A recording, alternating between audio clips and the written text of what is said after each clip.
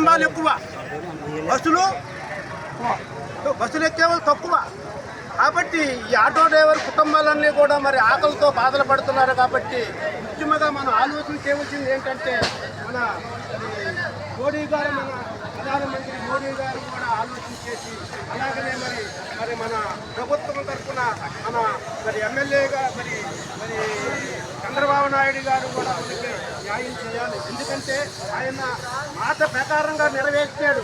ఆయన మేనిఫెస్టోలో అనేకమైన విషయాలు చెప్పాడు. అన్నీ ఒక్కొక్కటి నెమ్మదిగా మన ఆర్థిక పరిస్థితిలో ఉన్న మన రాష్ట్రం కూడా ఉన్నప్పటికీ కూడా ఆయన మాట నెరవేర్చుకున్నారు. ఆయన ఫ్రీ బస్సు పెడతానన్నారు, ఫ్రీ బస్సు పెట్టారు.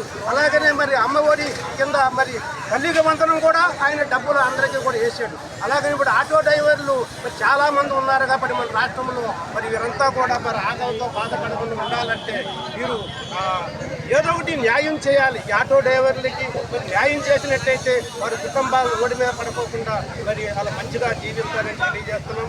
అలాగనే మన నియోజకవర్గం ఎమ్మెల్యే గారిని కూడా మేము ప్రాంతీయపడి అడుగుతున్నది ఏంటంటే మరి ఆయన మరి మన ఎమ్మెల్యే గారు కనుక మరి ముఖ్యమంత్రి గారితో కానీ మరి అలాగనే మరి పవన్ కళ్యాణ్ గారితో కానీ అందరితో మాట్లాడి ఈ ఆటో డ్రైవర్లకి న్యాయం చేయాలని మా యూనియన్లన్నీ కూడా మేము ఎమ్మెల్యే గారిని మేము ప్రత్యేకంగా కోరికలు అడుగుతున్నాం. కాబట్టి మరి ఎమ్మెల్యే గారికి ఒకసారి అందరూ కూడా చేయకూడదాం. మన ఎమ్మెల్యే గారికి వందనాలు.